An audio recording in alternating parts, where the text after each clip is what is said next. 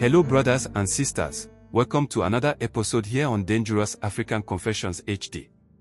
In this episode, we have a confession from our very sister Mercy, who shares with us how she lost her babies.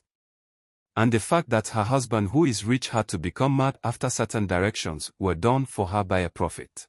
When I told him, I mean my husband, that I was pregnant, he seemed so happy and told me that he was going to give me the best surprise of my life when I delivered the baby. He was with me everywhere I go. He was accompanying me to the hospital for checkups and was extremely lovely and caring during the period of my pregnancy. But then, something happened. I was coming from the kitchen. I had gone there to get myself some fruits to eat when I slipped and hit my stomach on the floor. That was it. I started shouting and my husband rushed out to check. He helped me get up. But in about 5 minutes or so, I saw blood coming and was all over my legs. I had a miscarriage. I nearly went mad after that incident. But before we go into what we have for this episode, I would love to take this opportunity to thank each and every one of you for your support, your comments and likes. Please do share our videos so that others can benefit from hearing some of these stories in order for them to also learn from some of these confessions. As part of our policy, I've made some editing to hide the identity of the person who sent the message. Thank you, and let's get into what we have for today. Hello brother, I would like to share my life story with you. This story is the chapter of my life that is so much of pain and sadness. But I want to share with you so you can also share with your audience so they can be very much careful in their marriages. But please brother, don't put my name out there. I would want you to treat the letter as an anonymous. Thank you. I had graduated from the university and was doing my service when I met this man who had come to the office that I was having my service. The office they were into solar energy conservation. And I was part of the team that was handling the clients and customers of the company when they come in first. You see, we will talk to you and explain what we are into and what the solar panels that we were producing can do, and also handles any form of questions that our clients or customers might have. One day, this man walked in and I was assigned to him. After having the conversation with him, he told me that he would love for me to attend to him anytime he visits our office.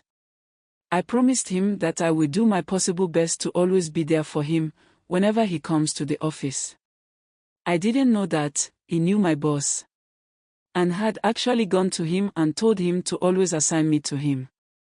My boss called me and told me that, from that day, anytime I see the man in the office, I should be the one to attend to him.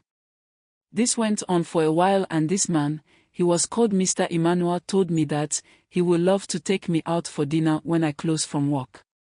He said that we can also talk about some things he wanted to purchase from us there, and finalize everything, so I can start the papers the next day. I agreed and we went on our first date. That was how our love story began. He asked me not to use the Mr. when addressing him because very soon I would be addressing him by his name only. Things went on for a while and he finally proposed to me. The very moment I accepted his proposal, he called his mother that he was bringing to her the woman he intends to marry for her to see me. And just like that, he took me to see his mother. She was extremely welcoming and she looked very happy about the decision that her son had made. Emmanuel is a very rich man that I got to know when I became his girlfriend. He owns these mansions and fleet of cars. At the beginning of our relationship, he made me know his block factory and his pure water business. At least these two was what I knew he had. But he was living in an immense rich. He visited my family with his elders to ask for my hand in marriage. So the date was set and the marriage rites were done and I became his wife. He introduced me to one man who he said was his godfather. That, through him he made all his money. The thing is that I don't know how and why I just didn't like the man the very first day he introduced me to him. But I couldn't say much because he says that is the man who made him who he is today. And that means their bond cannot just be broken just like that. Life was beautiful. In about a year into our marriage, I wanted to bear a child for him, and the fact that I was not getting pregnant made me worried. But he talked to me about the fact that he is not worried nor bothered. And he knows that, at the right time, I will start giving him plenty children. This man seemed to be understanding in everything that we talk about. I was living like a queen in my own palace. If I tell him this is what I will eat, that is what he will eat. If I say I want this, he would just provide it. All this happiness and the sense of freedom was about to cut short when I got pregnant. Not that he did anything to suggest that he didn't want the pregnancy or anything like that. When I told him, I mean my husband, that I was pregnant, he seemed so happy and told me that he was going to give me the best surprise of my life when I delivered the baby. He was with me everywhere I go. He was accompanying me to the hospital for checkups and was extremely lovely and caring during the period of my pregnancy. But then, something happened.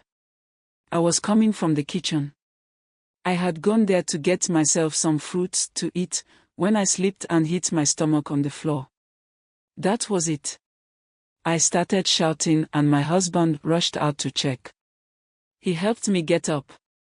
But in about 5 minutes or so, I saw blood coming and was all over my legs. I had a miscarriage. I nearly went mad after that incident. Because this is a man who is well-to-do. And his family are looking at him to have children to succeed him when he is no more. One of my fears was that, very soon, his family will start to put pressure on me to give them children. But my husband didn't seem to care. Anytime I bring the issue up, he would tell me to just trust him.